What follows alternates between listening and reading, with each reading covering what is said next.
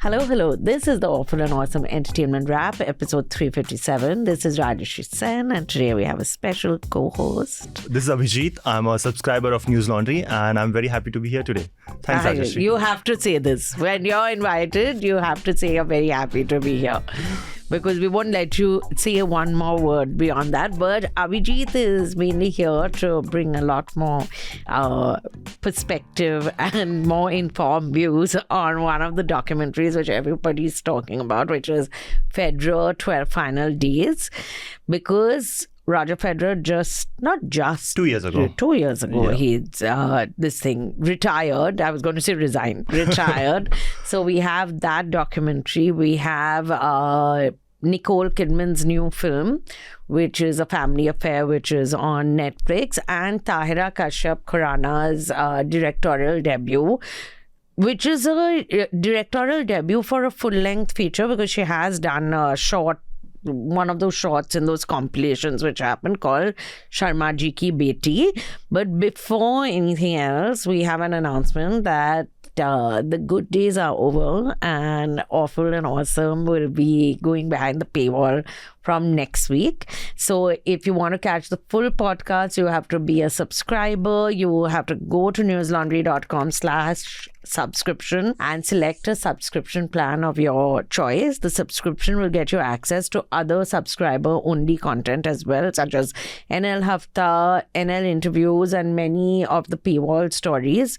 So subscribe to News Laundry. Don't only take freebies. But this week we aren't behind the paywall. So that's the good news. From next week we will. So what should we start with? Let's start with the Federer documentary. Okay, fine. I have not watched it, but I will therefore ask critical questions. So it's on Amazon Prime. That's correct. And it has been directed by Asif Kapadia and Joe Sabia. Joe Sabia had earlier done, Vogue does this thing called 73 Questions with various celebrities and so on. So Sabia had directed that. Asif Kapadia has done directed a whole bunch of documentaries on Amy Winehouse, Maradona, Ayrton Senna also, and he's a very, very well established and well regarded documentarian. And now we will get to whether this is worth a watch or not, and whether so how many episodes is it? It's just one film. Oh, it's one film. It's a documentary film. It's not a series. So I could have watched it and not been lazy. I thought it was a series. And it's how long? 1 hour, 20-30 minutes. Oh, nice. Yeah. So it's like a short film. But it's the last 12. It's called Federer 12 Final Days, and it is the last 12 days of his career. Oh, so okay. what happened was when Federer announced his retirement, he decided to get Joe Sabia on board and just shoot this for his personal memory, for him, his family. Okay. But the footage was good, and then they brought in Asif Kapadia, and then they approached Amazon Prime, and then they decided to release as a documentary. Okay. So Federer retired in September 2022 at this competition called Lever Cup. So just for the listeners, what Lever Cup is? Lever Cup is basically how in golf there's a Ryder Cup. Yeah. Right? In Lever Cup, it's Team Europe versus rest of the world. Oh. So in tennis, Europe is like, has been dominating for many, many decades. Before it used to be the Americans. So they wanted to make this competition to honor Rod Laver, one of the greatest players ever to, pick up a tennis racket. L-E-V-E? L-A-V-E-R. L-A-V-E-R. Okay, yeah. So the tournament is dedicated to him and the people who came from his generation, the people who were amateurs, who turned professional, and then who started the Open era. So Lever Cup started in 2017, Team Europe versus Team World, and Federer's teammate, along with his agent Tony Godsick, they own this tournament. Oh. So they operate this tournament as well. Okay. And they made sure that it becomes a part of ATP Tour, an official event on the ATP Tour, which is the men's professional tour. So how things work in tennis is usually, you play for yourself, right? Individually. Yeah. Only at Olympics you're representing your nation. Or for example, in Lever Cup, you're it's like a continent, right? Like it's either Team Europe or rest of the world. Yeah. And it's a great format, right? Like beyond Vogue. He's the captain of Team Europe. Then there's John McEnroe on the other side, who's the captain of the rest of the world. The rest of the world. Okay. And then then these players play in a format where Borg is still playing. He's captain. So in tennis, funnily, the captain of a team is usually a non-playing captain. So his role is more of a coach. So same like Ryder Cup, so the captain just comes, his job is to decide the team, then so basically not playing captain. Correct. So this started as an exhibition event which has become an official event on the ATP tour now. So when Federer has been struggling with injuries for past few years, pretty much since 2019, since the pandemic, and he wasn't getting better, he decided to make a comeback in 2021 also, and his best result was at the Wimbledon when he reached the quarterfinals. But then again, he was having these surgery issues and a lot of trouble coming back. So finally, in 2022, he decided to retire at Lever Cup, and then he recorded that video at home. And then he recorded that first video. Next day, it was announced to the world, and then from that day until his last match at the Lever Cup, those are the 12 days the documentary talks about. And so the documentary has interviews with his family, players as well. But does it seem like it's spontaneous? People are being... Yeah, I mean, you can see the first few interviews, they seem very pure and, because the family is talking on the camera. But I feel like there was a lot of control on how the documentary is going to come out. But if you know Federer and his career and about his agent, they've always liked doing things that way, which is not a bad thing. I mean, Federer is known as... And he's very well mannered. And all. It's great not guy, like nice guy. It's not like he's like Pat Cash or something. Or like McEnroe or Djokovic. Sometimes. So his demeanor and persona is of quite a controlled, well-mannered, polite, sweet. Perfect as well. He likes things done his way perfectly. So that's how the documentary comes out. But again, as someone who's a Federer fan, for someone who's a tennis fan, I mean, this is perfect. Like, you will enjoy watching this. You will feel emotional. I was, were you near tears? I did cry in the last 12 minutes. Was Nadal there in the Yes, thing? Of course. Did he cry? Nadal cried. I thought it was very sweet. That was the last match, right? Where they both cried. Yes. And it was so sweet because you realize how important this career has been to them, and even though they are competitors and all, to also appreciate the fact that today he's retiring, tomorrow I'll be retiring also, and like it's such a great competitor who is now stepping down. So I had really because I'm very good with trivia on tennis, by the way. But I really thought it was very sweet the way they had reacted. Even in the documentary, Andy Murray is there, Djokovic is there. They all showed up for that event, and they all were on Team Europe. So when even in the documentary, Federer says, when he did, that moment it happened, I think that when Nadal also, probably his career flashed in front of him, same happened with Djokovic. And Djokovic also broke down, Andy Murray was also in tears. So that way it's quite emotional, not just for Federer fans, but overall tennis fans. In the beginning, it's about the announcement and, the family interviews and then things leading up to the London, where this event took place, Lever Cup. And when they start the match, basically the doubles match, it's Federer and Nadal versus Jack Sock and Francis Tiafoe from United States. So the first set is won by Federer and Nadal. And then the second set is won by the Americans. And then instead of the third set, they play the super tiebreaker. In that also, usually basically you have to win 10 points. But then they get to the 9 points, they have the match point. And from there, they lose 11-9. So imagine this is Federer's last tournament, last match. And he loses it. But it doesn't matter because the stage is set for people to celebrate him. Yeah, and it's a great game. Still, I mean, it was fantastic. The way, because he hadn't played in many, many months. So he won some of the, points he played in that match. It was like, wow, like vintage Federer, and people were like, you should continue for a couple of more years, maybe. But he's how old? He's 40 now? Or less? He retired when he was 41, I think. So he must be 43 now. Old. That's quite old by all standards in sports. Because in tennis, people used to retire by the age of 30, back in the 30, that's Sampras what I'm days. saying. And then the new generation, like for example, Djokovic is 37 Yeah, he's now. 45 now or 44 now, 1981. No, but do you get to see some like the Beckham documentary? Correct. You do get a little bit of like, it wasn't so doctored that he said, okay, don't, because he comes across as a bit of a clothes horse, and, which is sweet. Like either he plays football Correct. or he likes being a good looking man Yeah. and living the good life. And, Yes. and that whole thing about as he earned money, Beckham immediately bought a car, like he just felt that I will live the good life. Yeah. So that level of not controlling the documentary to show that I'm so mature and so wonderful. So Federer's thing, did it seem like you got a little bit of what he is as a person? Yes. So that's what Federer is. Like, you know, that Maybe gentleman. he is a gentleman. He's just that guy. Yeah. Now, for documentary purposes or for a general public, I think a bit of a bad boy is important, right? Like you can some grey in your character. Like, not more than bad boy. Because even Beckham doesn't come across as a bad boy, but there's that thing like, he's constantly like he wants to be flashy and he likes the limelight. So it's a little odd given that he's a sports person who's so focused on his career. Yeah. So that be some grey streak. Beckham's also, they did a longer documentary, right? It's a longer and I think documentary. It was just last 12 days. So that's why it's a bit mellow. Yeah. But I feel like that still suits Federer.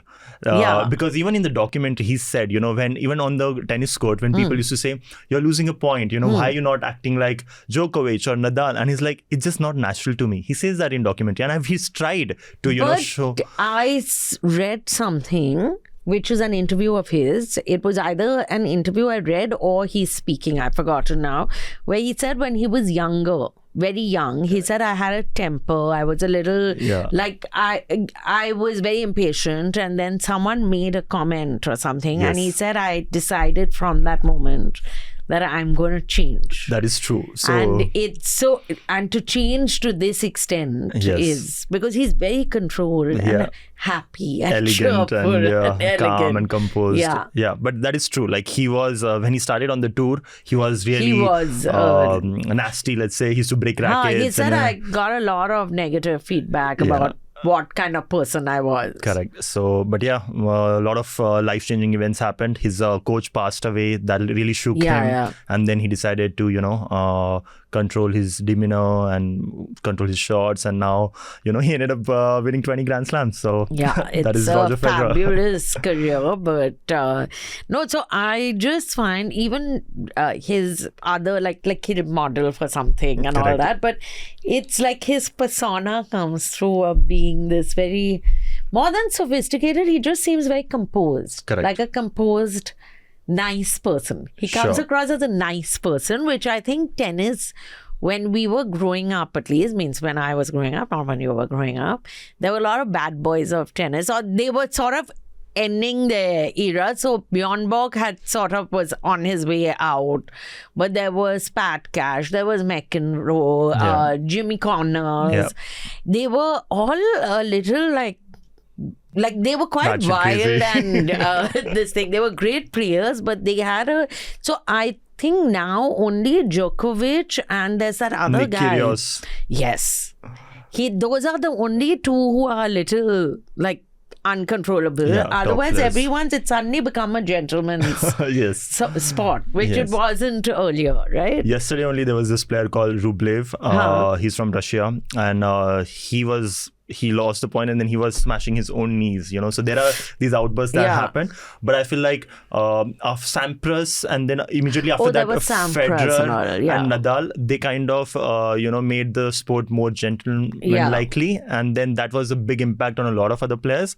And then you had someone like Djokovic or Kyrgios who were like, let's say, but they are considered the bad boys also. Yeah, comparatively. Yeah. So, I mean, that's the...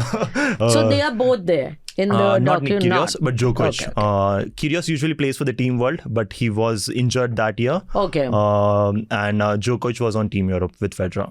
So that is also just that image, Federer, Nadal, Djokovic, just like Avengers of tennis coming together. That's pretty cool. Which is why that whole thing of them all breaking down when he was retiring, that these are these like athletic men who are not supposed to show emotion, and you always see them laughing around and all, but that it's such an important that is their life. I think they also realize none of us retire at 40, right? That you're retiring at 40. There's a whole different world. At least your career is going to take a different path now. That realization and the impact you've had on so many people. Amazing. Across the world. Correct. It's not just in your country or something.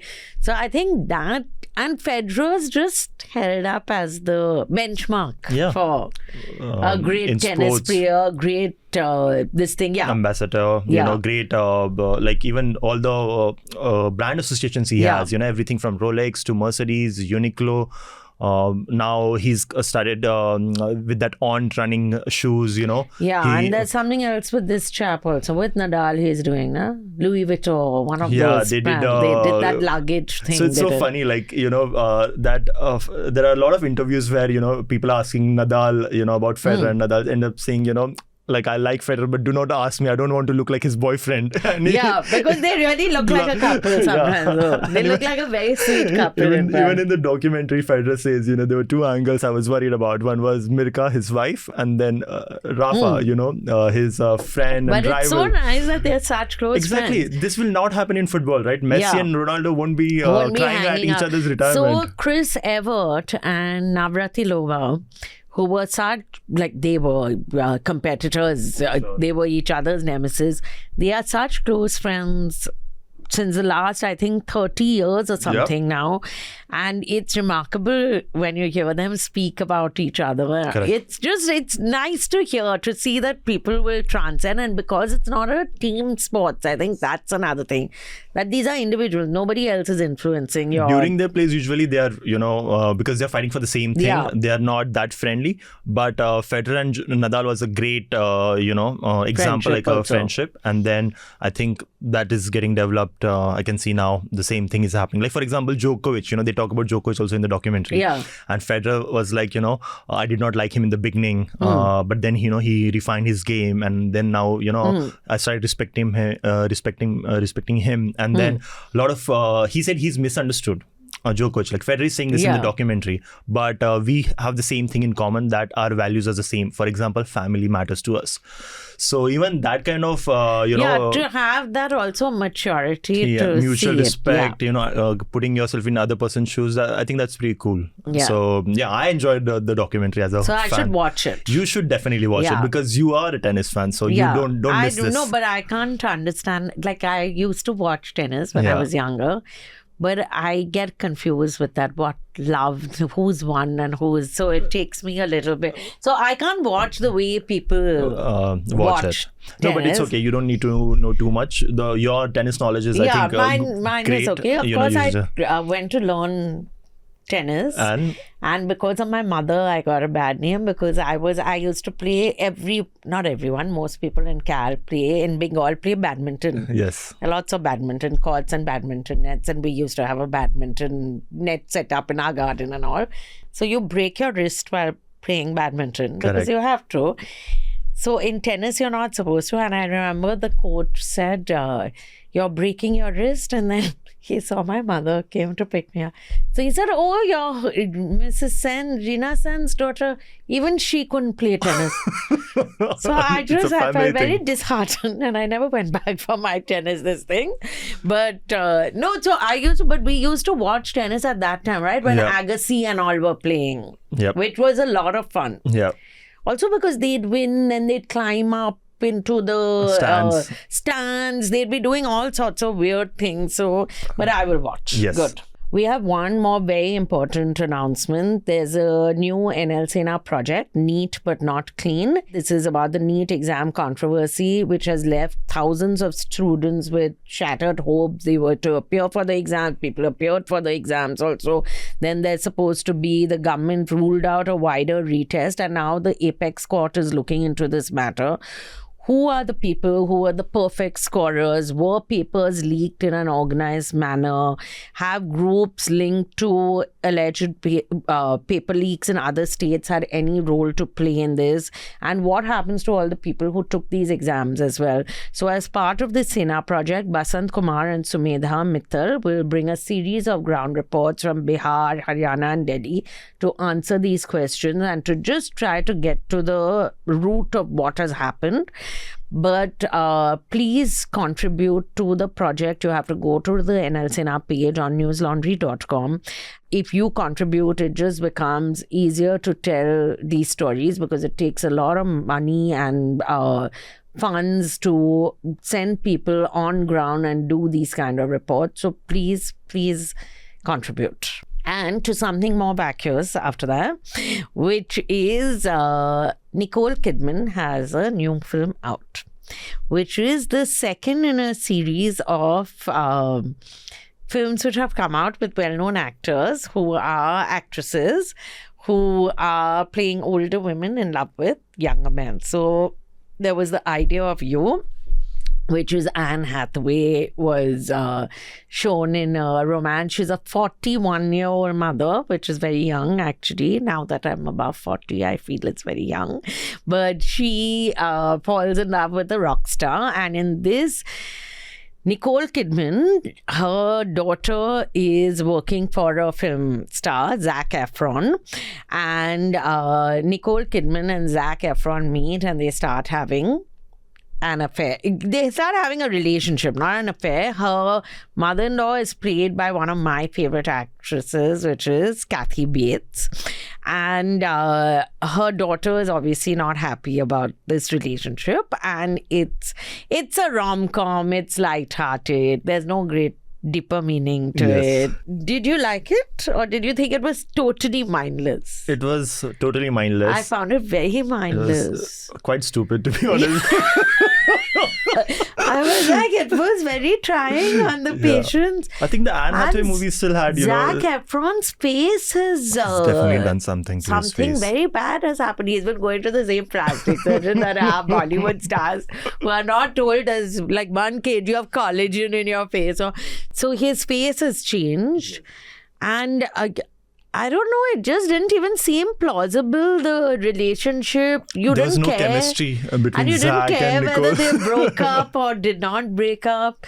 Nicole Kidman is Nicole Kidman in it. But I think these are the kind of films they choose when they want to break from all the heavy roles. For sure. This must and be I'm sure the money is good. So, the money is good. You have to just look as nice as you do. And you have interesting actors around you, because I can't understand why else you would do this. Yeah, I think these OTT platforms, they just have that kind of a demand. Once something goes on, like a rom-com. Let's do rom-coms, right? Yeah. I remember, so you mentioned the Anne Hathaway movie, right? So that came out. I remember there was another Emma Thompson movie also called Good Luck to You. But that was at least a good different film. one, yeah, right? Because what was it called? It was a very nice film. Good Luck to You. Rio Grande. Yeah.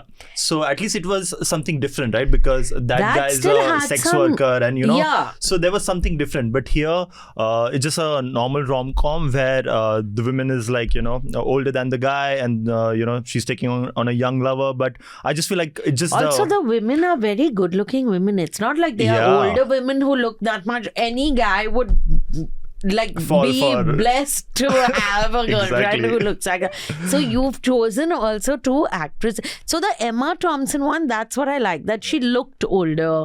She does not have this supermodel figure and all that.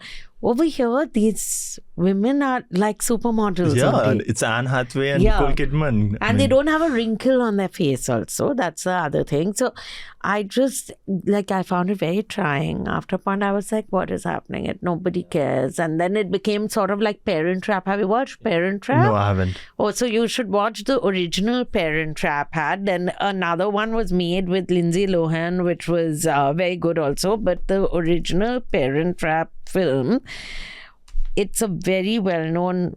Oh, the original one is the one with Lindsay Lohan, in fact. when she's younger. Yeah. And it's about these twins who get their parents back together. So interesting. it was like that Kathy, and it's a very sweet film. It was made in 1986. Yeah. And Original Parent Trap came out in 1961. oh, that's the one I watched. The original Parent Trap came out in 1961. Who's in it? That's not Lindsay Lohan because she was not born.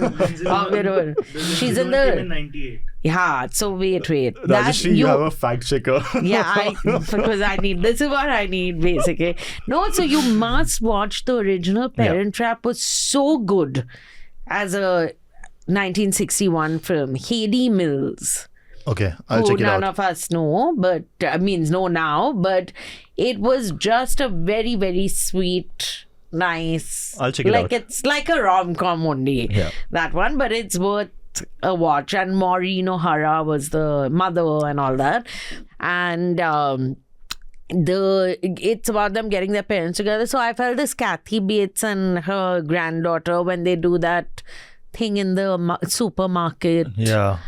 I was like, okay. Thoda Bollywood ho gaya. हाँ, थोड़ा ज़्यादा. When I feel when Hollywood goes Bollywood, they really go Bollywood. They just don't have a song and dance tone in. So you don't feel the emotions. But nothing. You're like, okay, this was a strange film to watch. Exactly. So I apologize for this. It's okay. I mean, it was on the program, so I did watch it, and it's okay. I mean, it's just. It was 1.5 hours or 1 hour 45 minutes. So actually, I love watching rom-coms, and that Anne Hathaway movie wasn't that bad, to be honest. I think it was slightly better than this. It was slightly better than this, also because Zac Efron's face was not moving. My other point was that I'm like, when they're doing close-ups, he looked very odd, and nobody's told him he's. So I'll tell you the film which was nice, which is also like a rom-com, is Hitman. Okay. With Glenn Powell. Oh, you should watch yes, that. It's a Richard Linklater movie. I've seen it. Yeah, that's a good one. That's a good. See, that's I like it. I enjoyed it's a fun, and it has a slightly deeper layer. As in, you're like, oh, the murderers are getting away with everything. I enjoyed now. that one. So that's what I want a film like that. This was a bit of a because that is also made by a guy who's Richard made Before Linklater. Sunset. That kind of background. I should not compare this. So because I'm not a fan of Glenn Powell. Oh yeah, you did not watch like him in Top Gun? Oh, I didn't watch the second one, the new one. Yeah, the new Top Gun. Oh, he's in that. That's where he came into being, basically. Because then he did that movie with Sydney. That I saw. Anyone But You. Yeah, and then now I think he's like the. He's the Sydney Sweeney, male Sydney Sweeney. Yeah, you could say that. He's everywhere. But the film I had liked, which is a rom-com, which again has no great deeper meaning, is Fall Guy. Yeah. So my point is, but this I just felt, and it's Nicole Kidman. I expect a little better. This was not good. Yeah.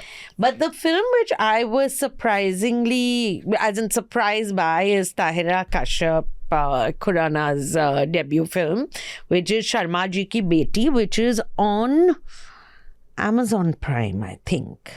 I was a little hesitant about watching it because I just feel it's only got female characters. It's all I'm like, okay, like you can have a normal film also, and your female characters can just be more well etched out than most films are. But no, it's only women, and also it's not only women, but it stars, I'll tell you who all. Divya Datta, it stars Sayami Kher, who done that cricket film. So she's playing a cricketer in this. Now, if she's only going to get cricketing roles, then her career will be very limited, I feel. Then Sakshi Tanwar is there, people who used to watch Kyuki Saas Bhi Kabhi Bahu Thi. She was in Kahani Ghar Ghar Ki, which were the two. So I remind my friends, there was one set of friends I remember who used to watch Kyuki Saas Bhi Kabhi Bahu Thi. And I remember one of them telling me, when you see Tulsi crying, you feel like crying. So now when she says things about Smriti Irani, I said, have you forgotten?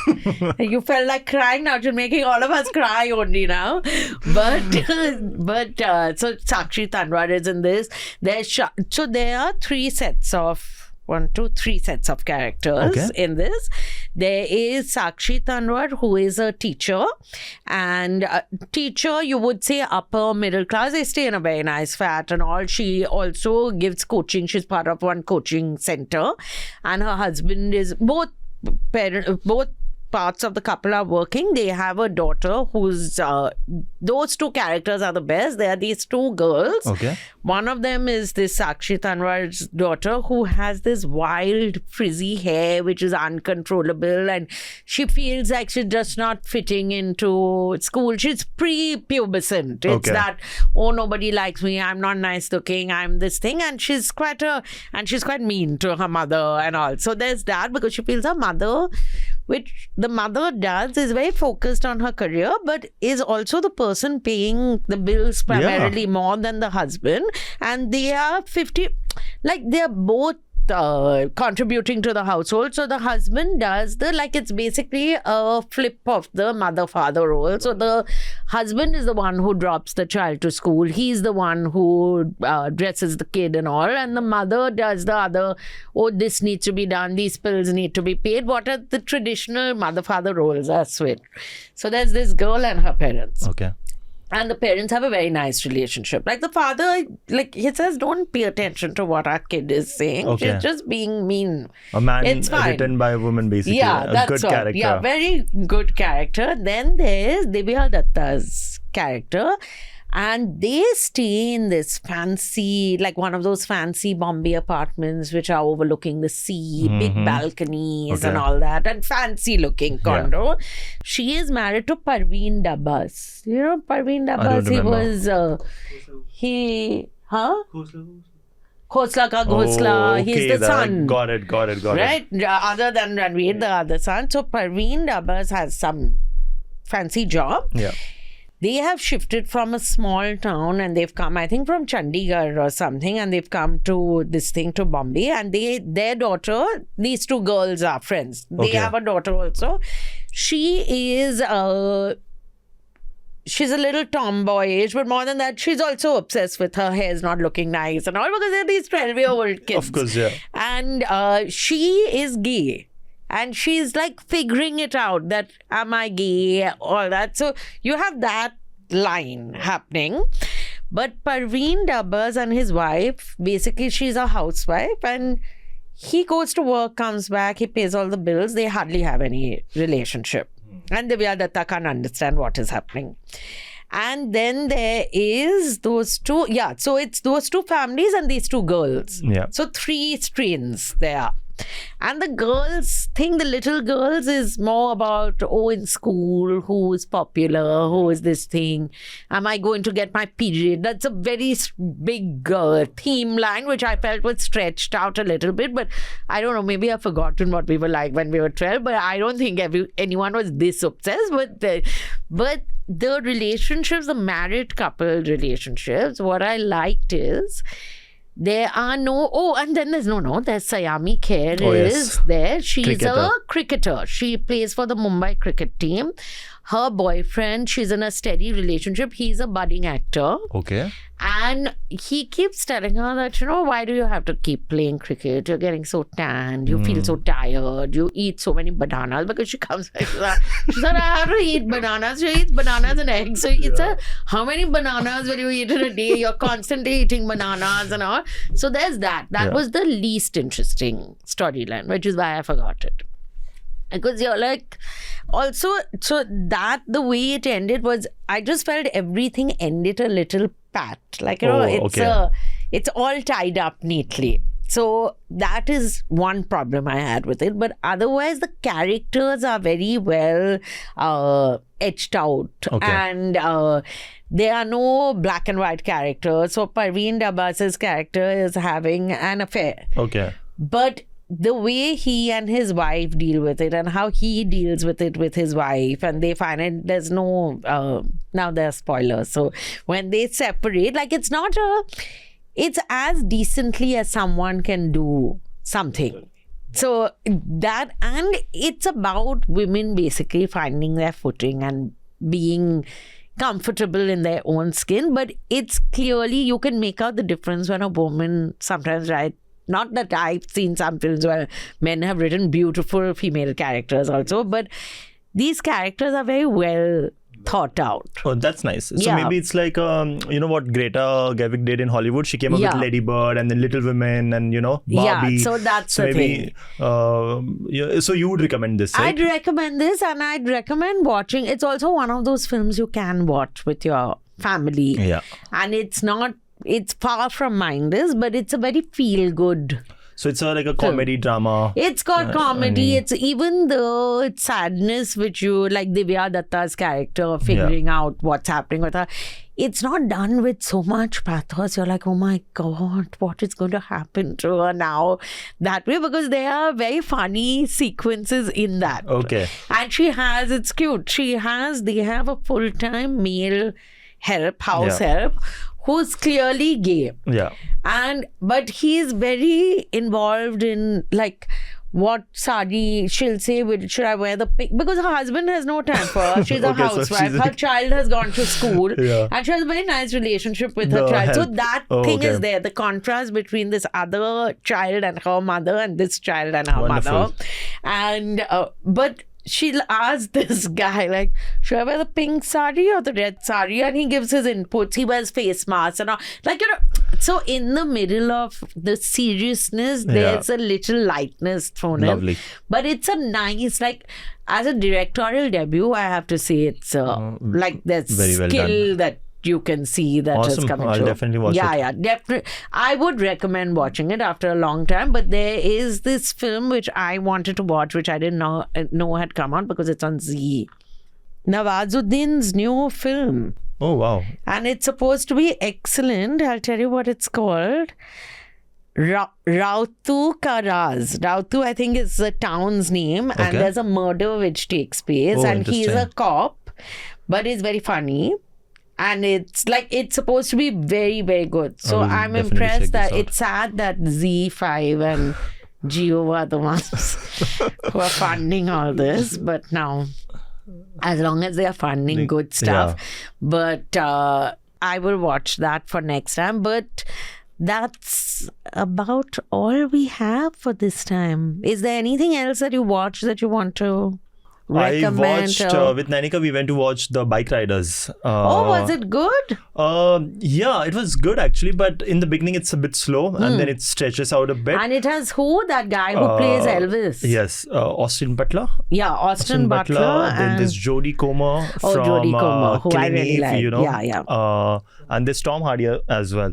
So again, I think it's like targeted at these people. Tom Hardy, who I love. So the book is the movie is based on a photography book which came out documenting their stories. So yeah, I think it's well made, but it's just too long. And that was my issue with the film. Otherwise, yeah. But otherwise, so what I read about it was it actually focuses on the riders and not biking. Yeah, that is Which true. But so- for like someone who's not too much into bikes. Oh, it's a crime drama. Yeah. Oh, I should watch it then. Yeah. I'm waiting to watch something very mindless, but I love the Deadpool and Wolverine. Yeah. I think it will be lots of fun. Have you seen the other MCU movies? Do you watch Marvel cinema? I've watched Deadpool. Okay. So Deadpool wasn't part of MCU, but then X-Men I think is... X-Men also wasn't part of MCU, but now those What is properties. MCU? Marvel Cinematic Universe. No, so but Marvel, though Iron Man and all those movies. Iron Man and all I but like. now they are also part of MCU because what happened? 20th Century Fox, they sold it back to Disney. That's right. So now these guys are coming back in the universe. So Deadpool. So that's why Deadpool and X-Men, who are not Marvel properties, they are coming into the MCU. This thing. So I want to watch Deadpool, whatever, versus or with Wolverine. I don't know what it is, but I find Ryan Reynolds very funny. Yeah, he's funny. Or maybe his promos are funny and the film. But I like Deadpool. Yeah, Deadpool 1 and 2 I are thought fun. it was quite good. Yeah. So those are... See, we got tidbits on other stuff also. Yeah. Not just one last thing. So it's been 6 months, right, for this. Like, what are your favorite movies of the year so far? Like a couple of names you could. Did you like of Dune? the year. Other than Dune 2. Which I did not watch. Okay, that was like really nice. So I enjoyed that one. But I can't, like, this year has been okayish at the Yeah, there movies. hasn't really been anything which is that spectacular. 2024.